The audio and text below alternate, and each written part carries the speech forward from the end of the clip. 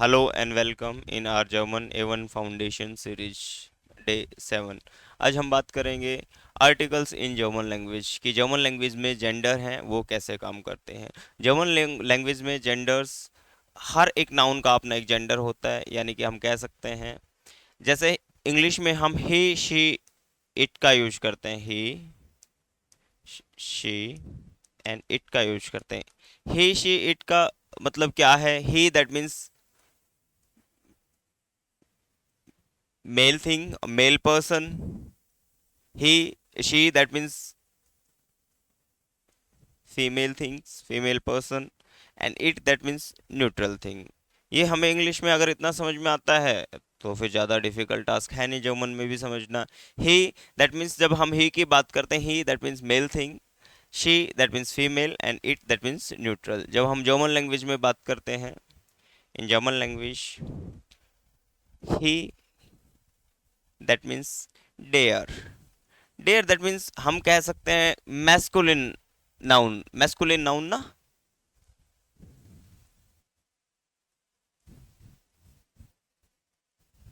Masculine noun. She that means दी। जब she के रिप्लेस हम दी से कर देंगे, दी दैट मीन्स फेमिनिन नाउन।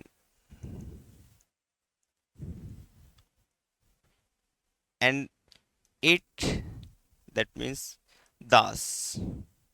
इसको हम नॉइटर से रिप्लेस कर देंगे, दैट मीन्स न्यूट्रल थिंग से। Here is, there is male things, female things and neutral things. जब हम डेयर की बात करते हैं, डेयर that means male things, that means he, but here is, this is definite article. In German language we have two type of article. One is definite article जिसको बेस्टिम्ड आर्टिकल बोलते हैं, सेकंड इज उनबेस्टिम्ड आर्टिकल जिसको हम indefinite article बोलते हैं। हम definite की बात कर रहे हैं। In definite article we have three gender. Three gender, first is male, female and neutral. जब हम बात करते हैं, जब मैं कहता हूँ हियर इज डेयर मान, डेयर मान दैट मीन्स, हियर इज मान दैट मीन्स मैन ना, आदमी। हियर इज आदमी ना, ये तो समझ आ रहा है आपको। अब आदमी का जेंडर क्या है वो ये डिसाइड करके बता रहा है, डेयर डिसाइड करके बता रहा है कि मान का जेंडर क्या है, आदमी का जेंडर दैट मीन्स मेल है। जब मैं दी फ्राउ लिखता हूँ, दी फ्राउ, फ्राउ दैट मीन्स लेडी, फ्राउ दैट मीन्स लेडी या औरत। अब मैंने ये लिख दिया, इसका हिंदी में मतलब लिख दिया औरत। अब हिंदी में हमें पता करने की जरूरत नहीं है, क्योंकि हिंदी में हमें आर्टिकल्स की इतनी ज़्यादा जरूरत होती नहीं है, क्योंकि हिंदी बहुत, हमें हमारी मदर टंग है तो हमें यूजुअली हम समझ जाते हैं कि हम आर्टिकल्स का इतना यूज़ नहीं करते। बट औरत दैट मीन्स दी फ्राउ। अब दी ने बताया है कि लेडीज तो है, वो फीमेल नाउन है। दी ने बताया, अगर आप नॉर्मल लिखोगे फ्राउ तो शायद नहीं पता चलेगा। A1 में तो बिल्कुल पता नहीं चलेगा, बाद में तो शायद पता भी चल जाए, बट A1 में तो रॉन्ग अंडरस्टूड माना जाएगा इसको। तो दी फ्राउ। अब जो न्यूट्रल है, अब जर्मन में भाई बच्चों को न्यूट्रल थिंग माना जाता है। समझ आ रही है? बच्चों को कहते हैं ना ये मेल है ना फीमेल है, चिल्ड्रंस आर न्यूट्रल। सो दास किंड, हियर इज नॉट किंड, दिस इज किंट। इन जर्मन लैंग्वेज डी को हम टैप पढ़ते हैं, एंड में आता है तो रूल्स में बात करेंगे हम। दास किंड दैट मीन्स बच्चा, दैट मीन्स बेबी, अंडरस्टैंड।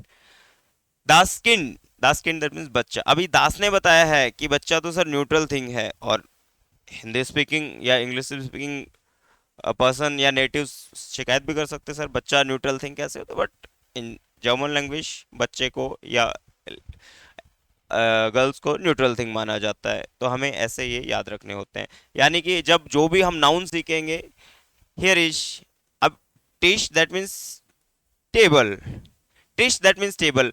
अभी टेबल क्या है, मेल है कि फीमेल है कि न्यूट्रल है, मैंने लगाया तो पता चला। और मुझे कहाँ से पता चला? क्योंकि मैंने जब याद किया इसको तो डेयर टिश ही याद किया था, तो मुझे तुरंत पता चल जाता है। डेयर टिश that means table. Here is, अब मैं जब मैंने चश्मा पहनना स्टार्ट किया तो मुझे पता चला कि अच्छा, चश्मे को तो जर्मन में क्या कहना पड़ेगा, पता करना पड़ेगा। चश्मे को ब्रीले कहते हैं, दिस इज ब्रीले। अब ब्रीले मैंने याद किया, तो ब्रीले को जब मैंने याद किया तो मैंने उसको आर्टिकल के साथ में याद किया, दैट मीन्स दी ब्रीले। समझ आ रही है? तो हमें ऐसे ही याद करने पड़ते हैं। किन, दास किन। अब जब मैंने किताब पढ़ी जर्मन की तो मैंने आर्टिकल के साथ ही पढ़ी। ये जस्ट आपको समझाने के लिए था, बट मैंने तो बिना आर्टिकल के ही पढ़ी थी। सो that type of information. Das book, Das book that means book is neutral thing. अब दास के साथ में पता चल जाता है बुक इज न्यूट्रल थिंग। तो इन जर्मन लैंग्वेज हमें याद रखना है, बहुत ज़्यादा डिफिकल्ट टास्क नहीं है।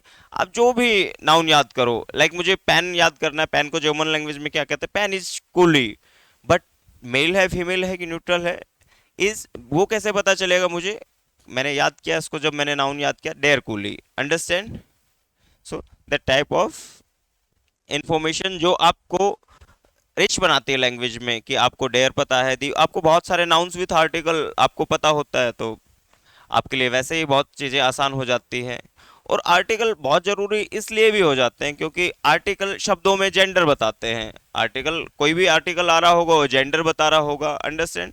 और साथ साथ में सेंटेंस के स्ट्रक्चर और ग्रामर में भी बहुत ज़्यादा हेल्प करते हैं, क्योंकि विदाउट आर्टिकल ग्रामर का हम सही से यूज़ नहीं कर पाएंगे आने वाली क्लासेस में। इसका मतलब आर्टिकल के साथ में नहीं करेंगे तो जर्मन लैंग्वेज सीखना डिफिकल्ट हो जाएगा, क्योंकि जब हम सेंटेंस स्ट्रक्चर की बात करते हैं तो हमें हमें प्रॉपर नाउन पता, नाउन का आर्टिकल पता होना चाहिए। और ये आपकी ग्रामर सीखने में भी शायद बहुत ज़्यादा मिस्टेक होगी। तो इसलिए आप जो भी नई नई नाउन याद करें दिमाग में फिक्स रखें। अगर जर्मन लैंग्वेज बहुत सीरियसली सीख रहे हैं आप, दिमाग में एकदम फिक्स रखना है, जो भी नया नाउन सीखना है आर्टिकल के साथ में सीखना है। समझ आ रही है? जैसे मैंने बात की, मैंने टिस सीखा तो डेयर के साथ में सीखा। अब मैंने लैंप देखा तो मैंने उसका जर्मन वर्ड लाम्पे पाया। अब लाम्पे का मैंने आर्टिकल भी देखा, इज दी लाम्पे। सो इस तरीके से आप याद रख सकते हो। अगर आपको ये याद नहीं हो पा रहा तो ये आपकी कुछ टिप्स आपकी हेल्प भी कर सकती हैं। सो फर्स्ट ऑफ आप कलर कॉम्बिनेशन यूज कर सकते हैं जब आप जर्मन लैंग्वेज सीखना स्टार्ट करते हैं। जो डेयर आर्टिकल है वो आप ब्लू पेन से लिखें। डेयर, जितने भी डेयर आर्टिकल के साथ में नाउन है, जैसे डेयर कूली हो गया, डेयर कूली, और जितने भी डेयर फाटर, कितने भी आर्टिकल हो सकते हैं वो आपको सब ब्लू पेन से लिखने हैं अपने। और अपने ये जब नोटबुक है, नोटबुक में आप जब भी लिखें तो कोशिश करें कि कुछ पेजेस, जब भी नोटबुक बनाएं तो कुछ पेजेस आर्टिकल्स के लिए छोड़ दें। और जैसे जैसे आप नए आर्टिकल सीखते जाएं उनको, अगर आपने डेयर आर्टिकल ब्लू पेन से लिखा है तो आप जब भी रिकॉग्नाइज करने की कोशिश करेंगे तो ह्यूमन ब्रेन कलर्स पे काम करता है, तो आपको तुरंत याद आ जाएगा कि डेयर, अच्छा दैट मीन्स ब्लू पेन से लिखा होगा। ओके, दी दैट मीन्स आप रेड पेन का यूज कर सकते हैं। दी के साथ में red pen, red pen that means दी फ्राउ। जब भी आप रेड पेन करके दिखाऊं सर, आप कहना नहीं मानते और हमें बता रहे हैं, तो ये लो। सो दी जब भी लिखें रेड पेन के साथ में लिखें। दी दैट मीन्स रेड पेन के साथ में, दी फ्राउ। तो अब ये देखने में भी अच्छा लग रहा है और तुरंत अलग ही दिख रहा है ना, दिमाग में तुरंत तस्वीर बन रही होगी आपके। तो अच्छा, रेड पेन से दी फ्राउ। एंड जब हम डेयर की बात करते हैं तो डेयर का हमें याद रखना है, डेयर हमें ब्लू पेन से लिख लेना है, डेयर कूली, डेयर फाटर। सो कई बार क्या बच्चे कहते हैं सर करके दिखाओ फिर हमें पता चलेगा, तो अब आपने देख भी लिया कि ब्लू पेन से हमें क्या लिखना है। जितने भी हमें जो नाउन याद करने हैं वो आर्टिकल के साथ में याद करने हैं, और अगर हमें याद जल्दी हो इसके लिए हम डेयर आर्टिकल के जितने भी नाउन हैं वो ब्लू पेन से लिखेंगे। दी आर्टिकल के जितने भी नाउन हैं, दी दैट मीन्स फेमिनिन नाउन है, उनको हम रेड पेन से लिखेंगे। एंड जो दास दैट मीन्स न्यूट्रल नाउन है, दासकिंट, उनको हम ब्लैक से लिखेंगे। तो फिक्स ये यूज करना है ये तरीका। और ये पैटर्न बहुत, ये तरीका बहुत प्रूवन है। काफ़ी बच्चों ने विद इन 4-5 मंथ अपना सर्टिफिकेशन गोइते जो मैंडेटरी है अब्रॉड वर्क करने के लिए, वो अपना सर्टिफिकेशन करवा लेते हैं। वो तभी करवा पाते हैं जब उनको हर एक नाउन विथ आर्टिकल याद होता है। इन अपकमिंग क्लास हम थोड़ा डिस्कस भी करेंगे कि आर्टिकल्स कैसे पता किए जाते हैं, यानी कुछ हमारे पास टिप्स एंड ट्रिक्स भी हैं जिसके साथ में हमें पता चलता है कि अगर इस वर्ड की ये एंडिंग हो रही है तो ये फेमिनिन होगा। जैसे height kite शाइट, that means the article होता है। जिन भी वर्ड्स की नाउन की एंडिंग हाइट काइट शाइट से होती है वो दी आर्टिकल होते हैं। तो हमें इस तरीके की टिप्स एंड ट्रिक्स भी हम बात करेंगे। सो आज हमने समझा कि डेफिनेट आर्टिकल जर्मन लैंग्वेज में, डेफिनेट आर्टिकल की बात करूं, डेफिनेट आर्टिकल दैट मीन्स देयर डी डास, देयर दैट मीन्स मैस्कुलिन थिंग्स, यानी पुरुषवाचक शब्दों के लिए हम देयर का यूज करते हैं। दी that means feminine thing, feminine thing यानी स्त्रीलिंग शब्दों के लिए हम दी का यूज करते हैं आर्टिकल। एंड दास फॉर न्यूटर दैट मीन्स नपुंसकलिंग शब्दों के लिए हम दास का यूज करते हैं। और ये हमने डेफिनेट आर्टिकल की बात की, डेफिनेट आर्टिकल दैट मीन्स बेस्टिम्ड आर्टिकल। एंड हियर इज उनबेस्टिम्टर या इंडेफिनेट कह दो इसको।